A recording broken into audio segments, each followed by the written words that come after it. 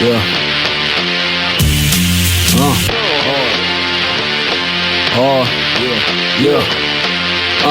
Militant-minded general, nine grip, the grip with blades and a pen that can sharpen your spine's tip. Level-headed, though my mind flips from side to side with an acrobat's experience. After I stick it, I'm lyric down a demon-possessed Dahiye. Seems Jay's the best for the job with no code. What's the word, y'all? It's KTR_podcast, No Rules Podcast. You are now live and direct with your boy Cinko, Big Harv, and J-Bo himself for episode 41 of KTR. That's right. That's hashtag KTR. We are KTR. We're in the building. No, the Ropes Podcast is here. And my brothers, how are y'all feeling today? Or how should I say, how are y'all feeling tonight? Because we are recording at the witching hour. It is dark outside. It is a full moon. Stars are blazing outside. Not blazing, but blinding, shining. You know, all that good stuff. But how y'all feeling tonight? I'm here and I'm up. That's all I can say. Big Harv, how you feeling tonight? You know, this is when I thrive. It's me right here. It's when you thrive, when you shine. Yeah. So we should have a good episode tonight. But before we get into tonight's episode, please be sure to do this one simple favor for us before we dive into tonight's episode. And that is follow us on all social media platforms, KTR_podcast, Twitter, Instagram, No The Roast Podcast, Facebook, YouTube, No The Roast Podcast on all podcast platforms, Google Podcasts, Spotify, Anchor, Apple Podcasts, Podbean. We are on everything. And don't forget to get your merch at ProWrestlingTees.com/KTR Podcast. And don't forget to get your tickets to Black Wrestlers Matter St. Louis edition. That will be on Saturday, February 19th, 2022. We already announced 2 matches so far. We still got a whole lot of that match card to announce left. But be sure, stay on the lookout. More matches will be announced. Got more surprises coming for y'all. Just tune in, buy your tickets, buy your merch, tune into the channel, subscribe, like everything, share that shit, do all that good stuff for us. Now, let's get into the episode real quick for episode 41. Let's see, what should we start off with today? You know, we could let's start off with Jeff Hardy. Let's get that out the way right now. So apparently, Brother Nero, Mr. Hardy, Jeffrey himself, was performing at a house show at some city location. I don't know off the top of my head right now because it's late and I look it up there. But he was performing at a show, and it appears that some fans noticed that he wasn't like himself. He was sluggish. His in-ring performance was, a little questionable, sluggish as well. Then he ended up making a surprise exit out of the arena, not from the entrance, but through the crowd. You have no idea what is going on with him. Have no idea why he did that or what his condition is, health-wise or physically or anything of that nature. It could possibly be anything. We have we're just looking from the outside in. We don't know the background basis of this information yet. I'm pretty sure it'll get put out sometime in some space or whatever. But with that actions happening, he did end up getting released from the WWE, unfortunately. So, my brothers, how do y'all feel about the situation? And do you think this will be Jeff Hardy's last run with the WWE? In my personal opinion, is it the last run in the WWE? Yes. If he's lucky, he'll still get put into the Hall of Fame with his brother Matt. But that's even the extent looking at his current situation. I think a better question is this his last stint in wrestling altogether? Sadly, I do believe he is going to show up at another wrestling organization. Obviously, the most obvious one is AEW with his brother Matt. But personally, if the potential rumors are true, where he did get back into his old ways, he's a dangerous liability. Okay, he's a very, very, very dangerous liability. And I honestly hope Tony Khan does not hire him, even if it is on Matt Hardy's recommendation, mainly because he's not just a liability danger to other wrestlers, he's a liability danger to himself. Imagine if he would have kept wrestling in the ring, and he did not walk out of the arena. Just imagine the turmoil, the BS that would have happened, all because of rumored decisions that he went back on. I hope that this is honestly the end of his professional wrestling career. He had a great wrestling career, especially for the type of character that he was. He was just different, especially in the time that he hit his prominence. But he doesn't need to go back to the WWE. He does not need to get back into a wrestling ring. He needs assistance. he needs help. But that's about it. No, I don't think he'll go back to WWE, but Hall of Fame maybe. AEW, obviously, but I really hope not. Big Harv. Yeah, I feel pretty similar to J-Mo. Team Extreme has always going to have a special place in anybody's heart that grew up during the Attitude Era. It was one of the big three tag teams between them, Edge and Christian, and the Dudleys. Jeff, even being alleged, of course, we really don't know what's going on with him, man.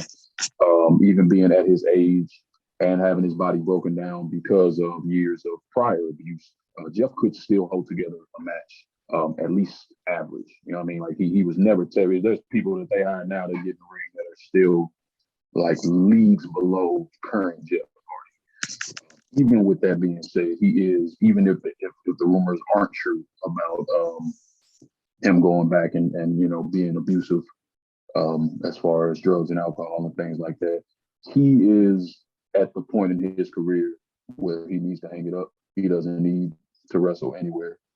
He doesn't even really need to have a backstage role until he can get his demons together, even if they aren't whatever's alleged. He definitely has demons. He has things going on that he needs to take care of before he can be an asset to any wrestling company. And because I say that to say that I wouldn't even say that this is his last stint in WWE or his last stint as a wrestler, given that people in their 60s wrestling. If he can clean his act up properly, I do believe that somebody will give him that opportunity in the future. But currently, Jeff don't need to be doing nothing. Jeff needs to sit down. He needs to get his head straight and get his body together before he makes any decision. I do hope that this is his last stint in wrestling. I think you should really retire when you're still able to do other things and not break your body down and kill yourself trying to be an old man doing the same thing. So that is my hope for him, that he's done at least for the foreseeable future, for the long foreseeable future. I think Jeff needs to take a break. I agree with the whole situation about this should be his last stint. This should be he should consider retiring because, like I said, it's best to leave the business while you're still active and not just a shell of yourself. And that is like a semi-problem that you see with a lot of wrestlers, honestly, to this day, that they want to keep wrestling because they believe they got one more match. They believe they got one more fight and they believe they can do this one more time. And one more time turns into another one more time, into another one more time, to another one more time. And with that, you're honestly just continually just to hurt yourself in the long run, which isn't a good thing because you're hurting your body, you're gonna be hurting your legacy. And then with Jeff Hardy, his whole stint is the daredevil high flyer. You do not need to continue to be doing that at past the age of 40 where he is right now, because you're just putting your body in more harm and danger, and it's just going to have a physical toll on you as you get older. You don't want that. You have children, you have a family you got to look after. You want to be with them as long as you can, throughout. And with that, like I said, I hope he finds and seeks the help that he wants and needs in this future. I hope he, like I said, gets his body right. I feel like this is not probably going to be his last stint, though, because, like I said, I see him signing with AEW. But if he does sign with AEW, this will be his last chance, probably, unless something else happens. I believe AEW will, grant him his last chance in wrestling. because I don't see him possibly wrestling the WWE anymore with the direction that the WWE is going with right now. I feel like that's just all over, said and done. It's probably gonna be like another 5-10 years before he can get inducted into the Hall of Fame. So everybody forget everything that happened in the past and just blows over, and then okay, now we can do it since people forgot. So I feel like that's the thing for Jeff. No, like I said, prayers and hope that everything is good, that he's clean still, just speed recovery, and just wish him the best, honestly. But speaking about the WWE and the direction that they are going, though, they are starting a new program, and we kind of touched on this a while back when we had brief talks about that Olympic gold medalist from Minnesota. Yeah, I believe Minnesota. Yeah, Gable Stevenson. And we had a discussion about what his whole contract deal is, because he was in the WWE draft and he got drafted by Raw. But I'm like, okay, he got drafted by Raw, but the man he went back to college so he can continue to wrestle for one more year at the collegiate level. So I'm just like, this is different. Then we're just talking like what kind of contract is on. It's just like a promotional thing or anything like that. And we finally figured it out because WWE just announced their NIL program, which is their next in line program. It's mainly designated for their high class collegiate athletes. They're basically going to try to make it to the next level with the WWE, pretty much.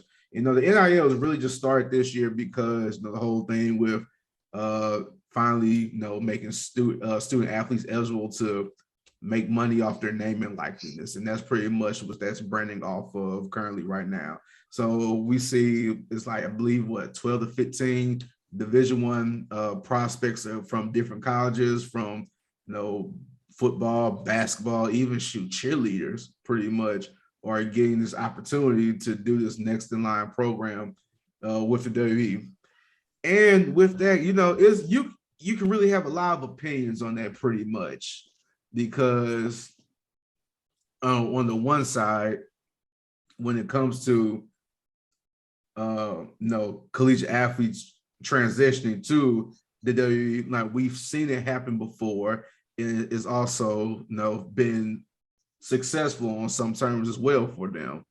And on the other hand, you can see it as you're not necessarily your average like amateur wrestler that is trying to make to the pros, just any wrestler that's just on the indie scene, doing these house shows every weekend for who knows how much amount of money, making these long drives to different states just to wrestle, to show their face.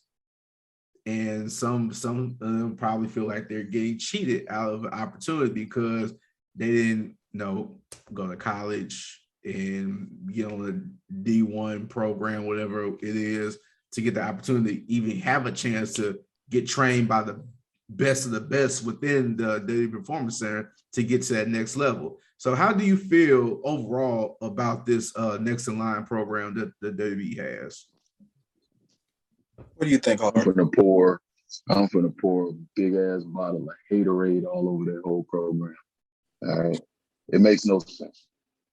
It makes zero sense. It makes negative zero sense. All right. It doesn't make any sense. Okay, so these young guys and girls are going to get some exposure, their name and stuff out there. WWE is just monopolizing whatever's left of wrestling, if you want to be honest. They get to these kids first. They're the only big money thing out there. Let's face it. Most collegiate wrestlers, if they don't go to the Olympics, they don't get any sponsorships, they're done. How many collegiate wrestlers have WWE picked up in the past? Countless. How many do you know? Kurt Angle, Brock Lesnar. Now, they have some on the roster right now. We got Shelton Benjamin, we got Chad Gable. They have people, but who tops? Who has done anything for the business? None of them, except for those two. So, and the WWE, they don't care about that style of wrestling. They've never cared about that style of wrestling, just like they haven't cared about tag team wrestling. Like mat-based wrestling for WWE really died out when high flying got popular. Now everything is a messer style. Mat-based wrestlers, even on the indies, very few of them pop, very few of them make any noise. Zack Sabre Jr. is really the last one that you heard of that was really technical and mat-based that really made any noise. I say all this to say that I feel like this is all just another way for WWE to grab a chokehold on another iteration of wrestling. They killed so many indie scenes combined with the pandemic, taking out so many other indie scenes. And what's left now? There's really nothing left. There's nothing left to pick at, nothing else to pick up prospects from. And I mean, if they can make a little bread off the kids, that's what they're gonna do. I just don't think that it's a good idea for anybody involved. I don't think it's gonna pan out. That the goods are gonna outweigh the bads. I think it's way more pointless than it is anything else. That's just me.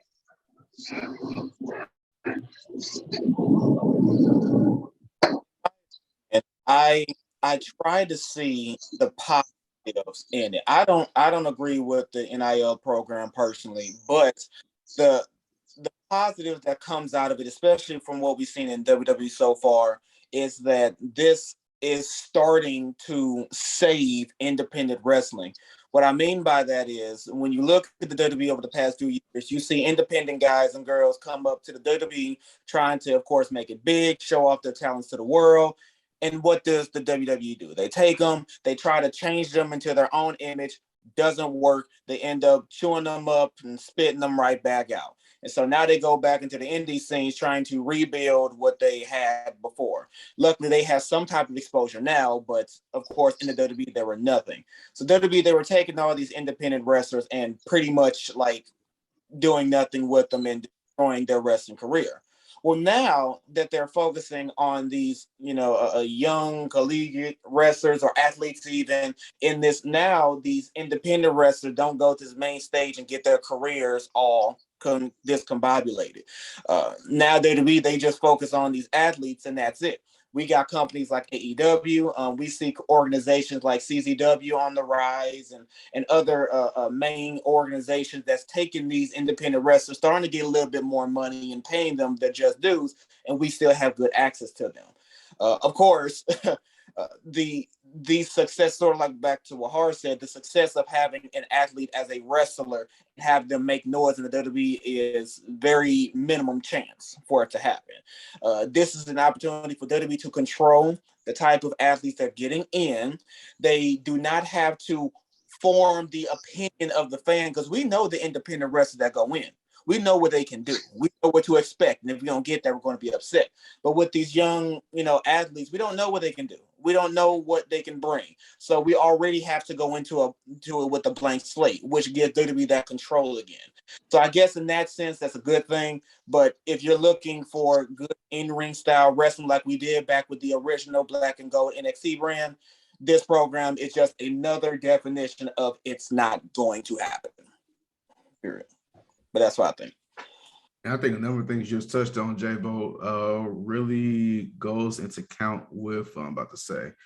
Because with that, over the past years, within the W, because I think this would like really messes everything up with this whole NIL program. I'm not too much against it, but the fact that the WWE was bringing in indie talent wrestling for like the past years, and the fact that we got used to it and we seen it and we actually liked it within the business, and now they're getting rid of it all and basically transitioning back to, I would say, like basically how it was in the beginning with wrestling, like how with the look. That's pretty much it. And now they're just going back to that prototype because they think that's gonna work. Who has the look though? Who has the look currently on WWE? Is there's not really like a necessary? Everybody has unique looks, but like in like a couple of years, everybody's gonna have the same look. There's a specific look. Oh, over 6 feet tall, muscle bound. Who on the roster right now, clean cut? Who on the roster right now fits that look? Roman Reigns. Yeah. They want everybody to look like it. Think about how long of a transition period that's going to be. How you're going to organically fold these new cats in and actually make that the norm again. I don't think that's possible. I don't think it's going to happen again. Yeah, I mean, yeah, to even further that, they had such hard transition. They didn't even like slowly transition from like these newer guys, newer girls from the older. Like they literally just went from regular to 2.0, a completely different brand, brought in all these new people. So yeah, I see that it's going to be a long, long road to get there. Yeah, because I have no idea what direction they're gonna go with this new talent. But like I said, like we could talk about NXT as well, because just like how they just wiped out the whole regular NXT roster and just went to the whole 2.0 factor. I mean, granted, you know, you have a couple guys that were on the wrestling scene beforehand, but now it's just like they're going to like the whole, you know, we're just gonna get, you know, some athletes, we're gonna just train them from scratch and just go from there, you know. control. The thing about it, like the thing about some people have it and some people don't, and that's just the thing about it. And that's what really makes it hard, especially for something like the WWE. The WWE is supposed to, like, in representation, supposed to be like the top level, the, you know, the main professional level. Something supposed to be like it's like supposed to be like the NBA, the NFL, you know, just like on that type of level. It's not like necessarily like the NBA is not bringing in beginners and train them how to dribble a basketball and get these skills. Like you're paying these guys six figures to $1 million contracts. They're on weekly TV on Mondays, Wednesdays, and Fridays, and they have a pay-per-view every month. Yeah. And just gonna throw them to the wolves. And it's like, and you can't rely on the older talent to carry these people for long because their time is running short now. Very short. And then just looking at the track record, who have they built? This is the first time in a long time that two legitimate WWE guys have the world titles.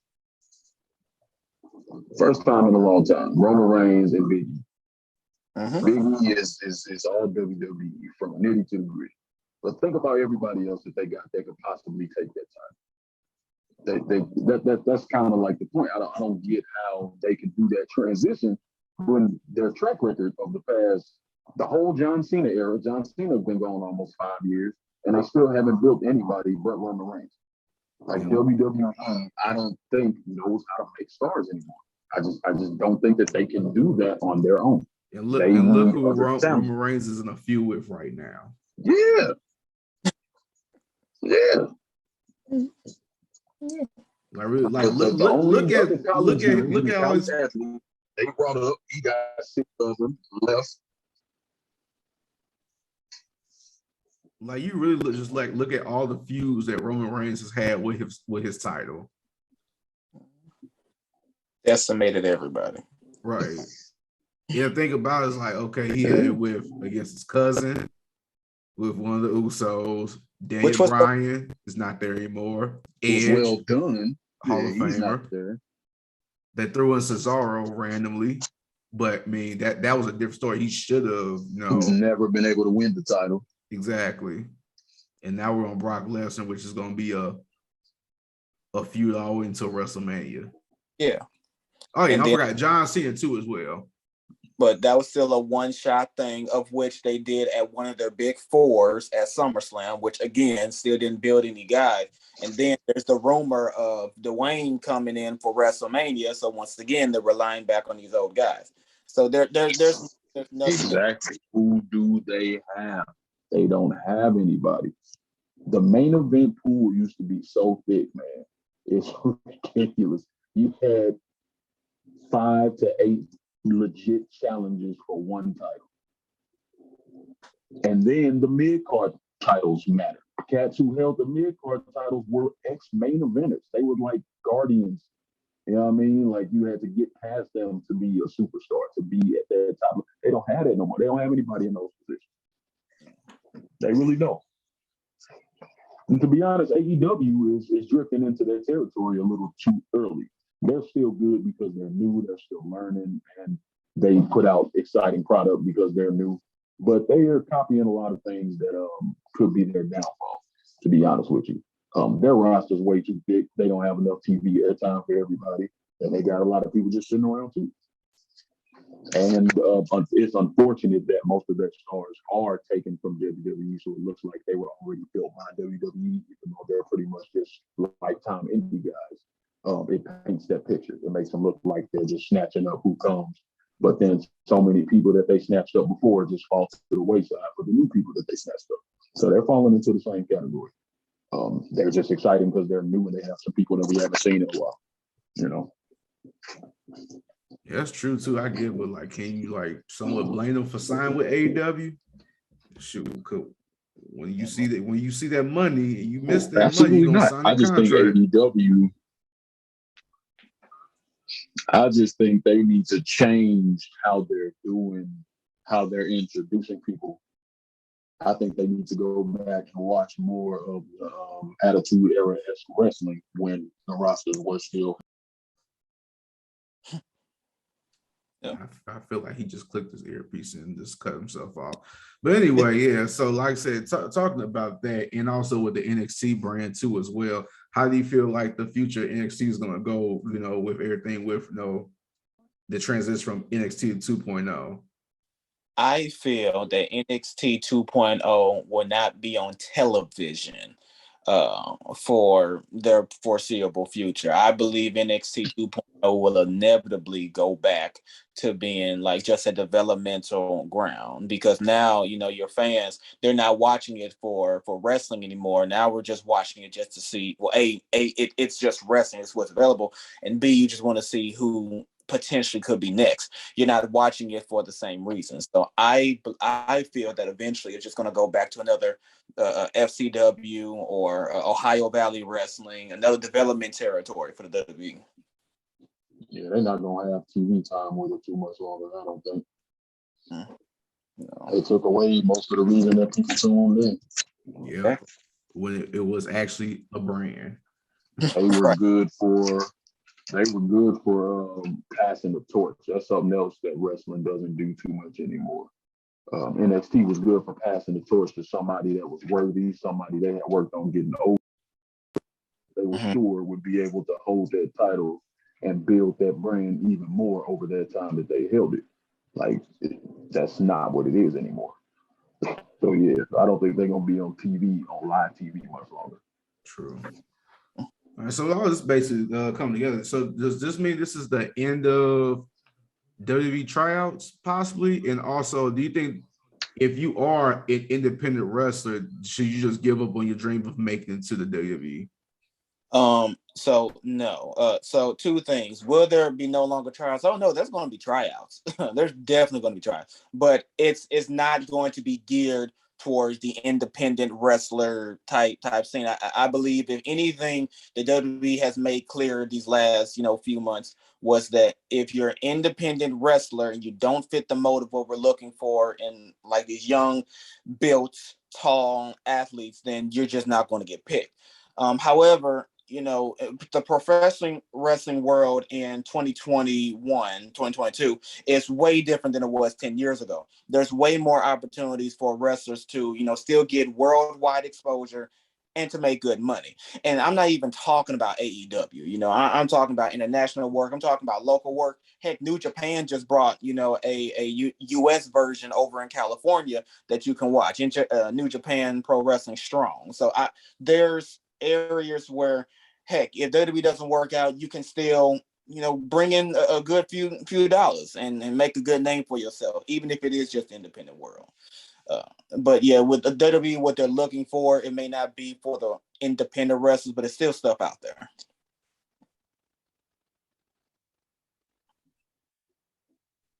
Yeah, they touch on Harv. I don't think WWE is the end all be all anymore. Like they used to be. I also don't think that they're the only dream anymore, because a lot of people did see what happened. They were watching as they came up what happened to their indie wrestling heroes who went through the WWE process. And those people probably aren't going to want to have that same experience. But yeah, it's a lot of opportunity out here. I don't think that they're going to stop their tryouts. I think it's going to have more to do with age, of course, body type, build, and if they feel that they can mold you. I don't think they're even going to stop completely with indie guys. But if they don't feel they can mold you, then I don't think they're going to take that chance on them. Yeah, I think it's pretty much still going to be the same as far as the recruitment process goes. But yeah, a lot of people at that center that's been there, at the performance center, have been there for a long time, and not even on the new NXT, the 2.0 and all that. So yeah, they're definitely still going to do things like that. But it is what it is. I said, it is what it is, and that is the way the cookie is going to crumble. That is the way the paper's going to shred, and that's how it's going to go for today. But thank y'all for tuning in for tonight's episode 41 of KTR, hashtag KTR Know the Ropes podcast. Thank y'all for listening. Thank y'all for tuning in. Make sure y'all go subscribe, share, like this episode, all that good stuff. But before we sign off, do this one simple favor for us. Follow us on all social media platforms, KTR_podcast, Twitter, Instagram, Know the Ropes Podcast, Facebook, YouTube. Know the Ropes Podcast on all podcast platforms. Google Podcasts, Spotify, Anchor, Apple Podcasts, Podbean. We are on everything. And don't forget to get your merch at ProWrestlingTees.com/KTR Podcast. And don't forget to cop yourself some tickets to Black Wrestlers Matter STL edition right here in St. Louis, Missouri, February 19th, 2022. We already got 2 matches announced so far. We got more matches to come. Got a big surprise for y'all at this event. So y'all want to make sure y'all are there live and direct, and tune in. Buy some tickets, buy some merch, subscribe to the channel, do all that good stuff.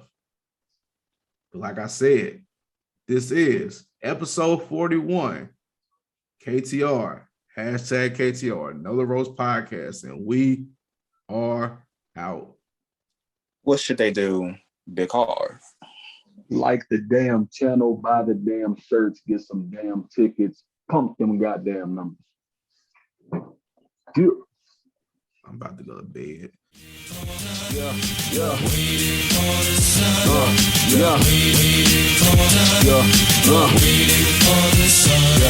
Yeah, numbers, letters, all symbols of man-made devices that could cripple us all. Improve we can, panicking when storm hits and knocks out the power grid. Are you fully prepared to live off the grid? How you think?